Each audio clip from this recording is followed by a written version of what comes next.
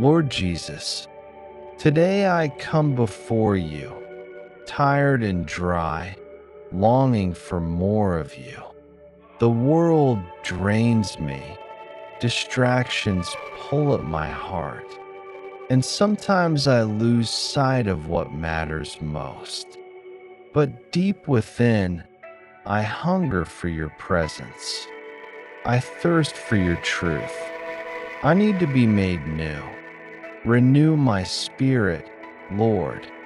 Breathe life into the parts of me that have grown cold or weary. Cleanse my heart of pride, fear, and doubt. Fill me instead with your peace, your strength, and your unshakable joy. Help me to love you more deeply and follow you more closely. Open my ears to hear your voice and my heart to obey it without hesitation. Let your word come alive in me, transforming my thoughts and guiding my steps. Jesus, I don't want a shallow faith.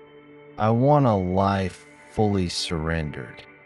Help me to walk with you daily, trust you fully, and serve you with all I am.